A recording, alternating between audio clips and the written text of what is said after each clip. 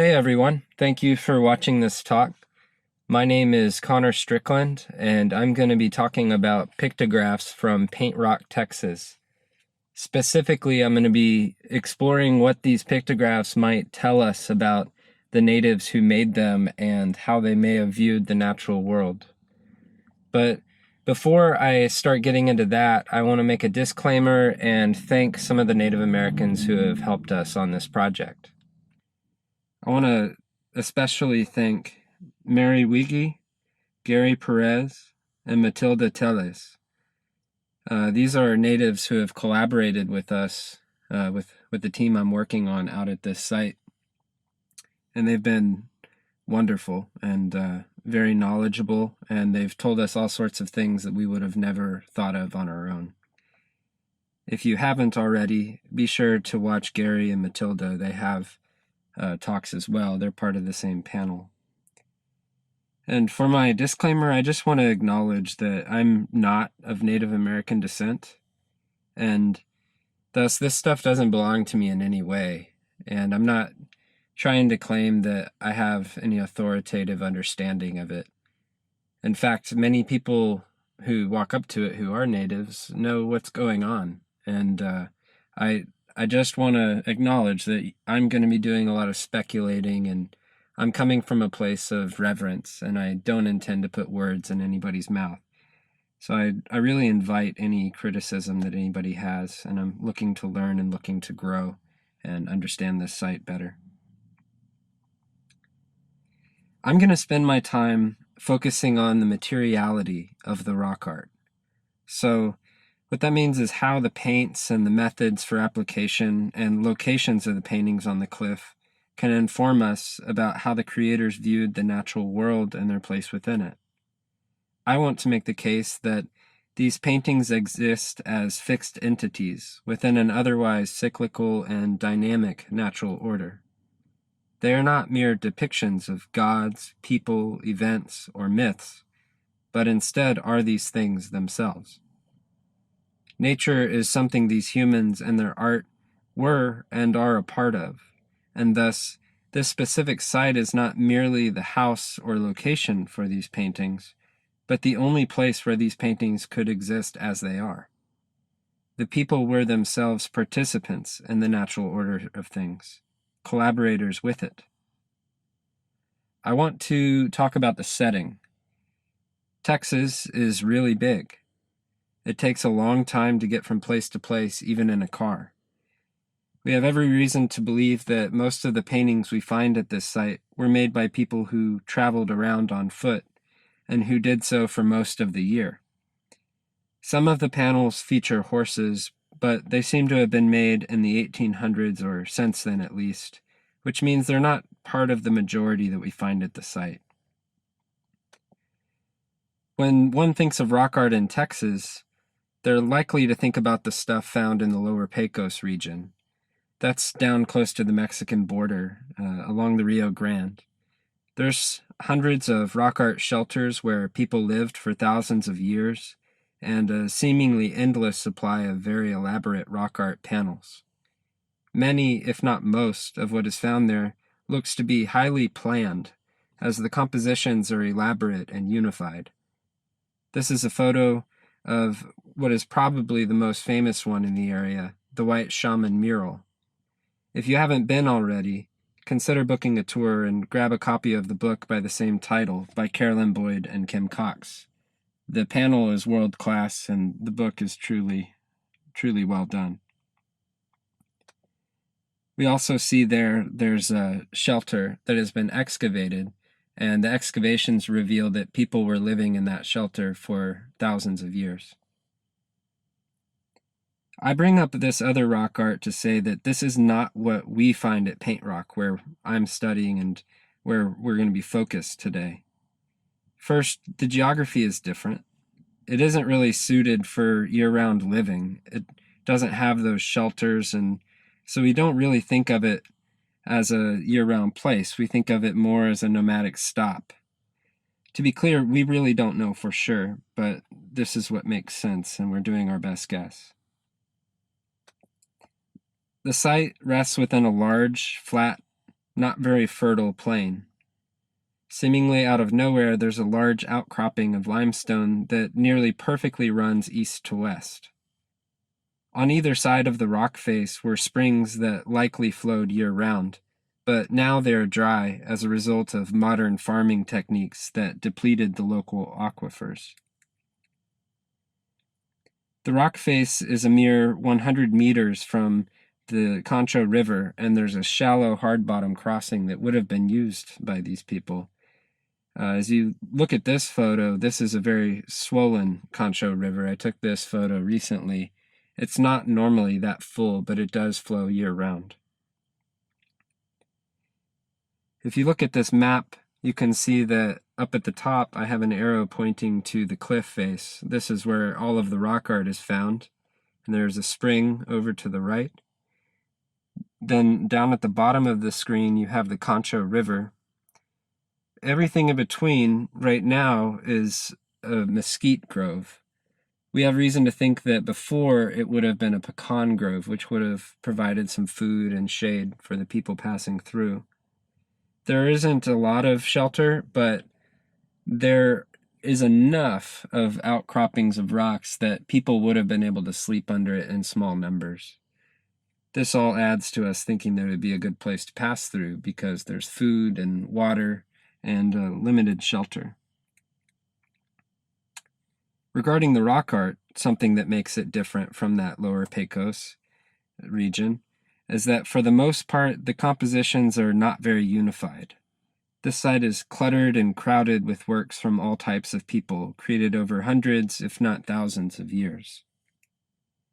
Many of the paintings and etchings overlap each other, often somewhat chaotically, other times with clear intention.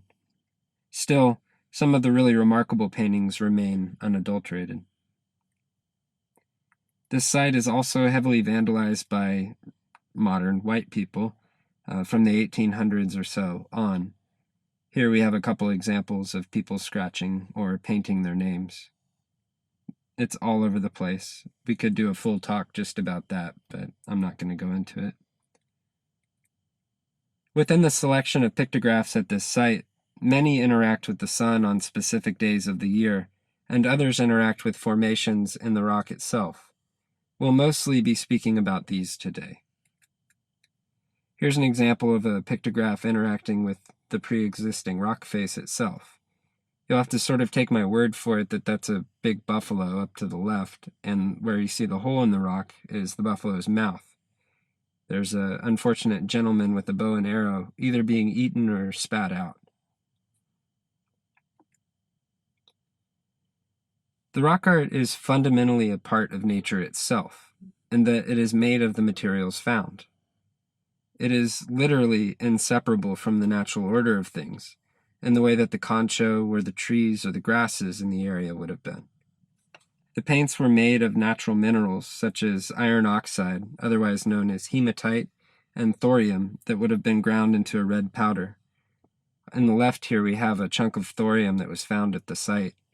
And on the right, that's a hollowed out rock, likely a geode, that would have been used to mix the paint in, and then they would hold it in one hand and paint with the other.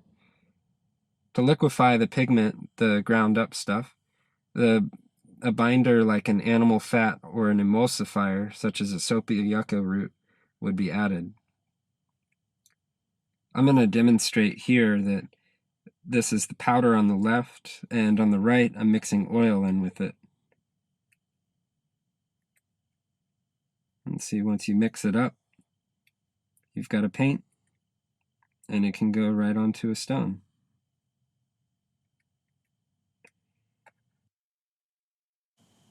This shows us that the art must have meant a whole lot to the people who were making it. Otherwise, they wouldn't be expending these valuable resources. It was a big deal to kill a deer or a bison. The marrows and fats were very calorically dense and an important aspect of their diets. When we consider Cabeza de Vaca's account of South and West Texas, it becomes clear that the natives were often hungry. Why then would they use these valuable resources for art? The art must have not only been important, but as vital as nutrition.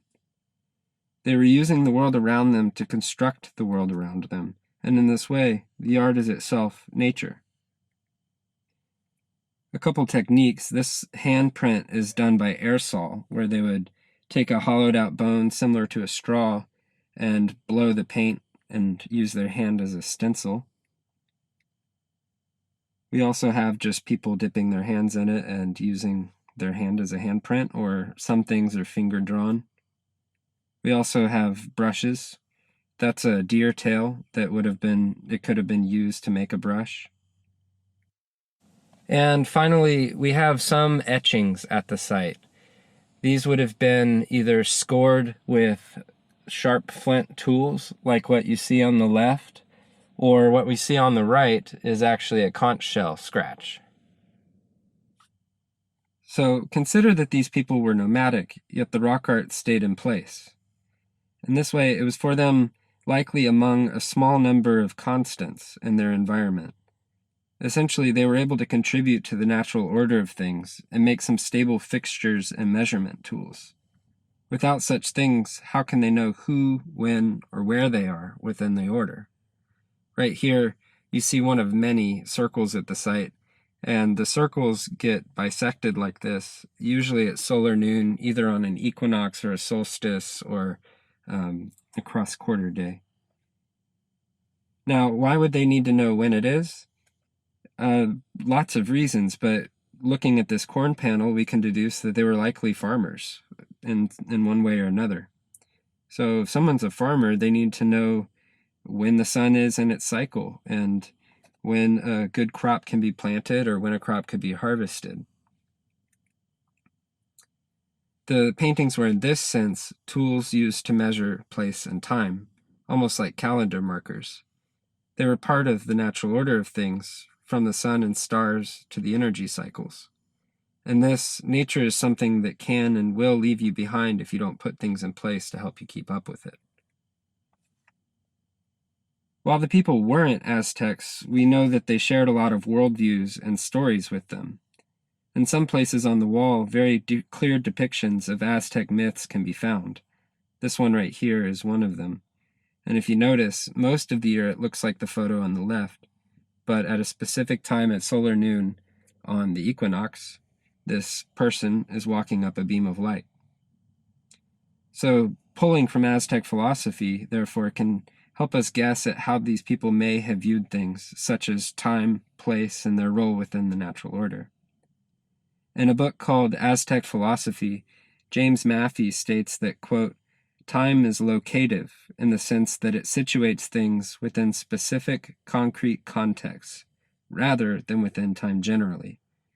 We need to speak of specific times and not time as such, end quote. With this in mind, the transpiring of a given shadow or the decapitation of some figures carries on entirely new meanings. It is not a mere representation of something that occurred. It is the thing itself occurring. In this, nature is an event that can be missed, even when one is standing within it. Right here we have a bunch of people standing, and they're going to be decapitated. This one on the solstice at solar noon, everyone gets decapitated. So this site, through its rock art, is established as a specific time place. It has its own life to it that is dynamic and shifts with the seasons and astronomical patterns. Without the rock art, it would be a mere pit stop with water and food, but with the rock art, it is a time place of order, connection, and orientation. It is a way for the people to feel connected to the natural order and its cyclical nature, to play into the process of the life and death of all things. The paintings weren't an attempt to tame nature or bend it, but rather to participate with it, to collaborate. This says a lot in comparison to the modern approach of building dams, leveling forests to make farmland and harvest wood for houses. The modern approach starkly contrasts with the relationship we see in the natives. Right here, if you look at the hand on the left side, there's a natural formation in the rock that is made to look like it's cleaving the thumb. Right here, you can see a little figure poking its head out from behind a natural formation in the rock. Many of these paintings not only depend on their settings, but their hyper-specific settings on the rock face, even down to the specific minute in which they are being viewed. They depend on the location of the sun, other rocks, and the viewer. Right here you have this shield, and most of the year it looks like what you see on the left, but right at solar noon on the solstice, it gets pierced right through the middle, just for a few minutes. In this way, the artists are themselves collaborators with the natural world. They knew the sun and the rocks well enough to work with them to create order, meaning, and understanding. This would have required a collaborative, respectful posture towards the cosmos. These folks were using materials and their attention to create visuals that participated with the sun, that fit into the natural order. To them, the idea that their homes and their art were fundamentally a part of nature was so ubiquitous and obvious, it likely didn't cross their minds that it could be otherwise. They were not anthropocentric in their identities, it seems. The universe didn't revolve around them. They felt that they were inside of it and part of it. Thank you for attending my talk, and I hope that you tune into the other ones on the panel. Please contact me if there's anything you saw that was questionable or if you're curious about it, and I hope that you come out and see the rock art if you're passing through Texas.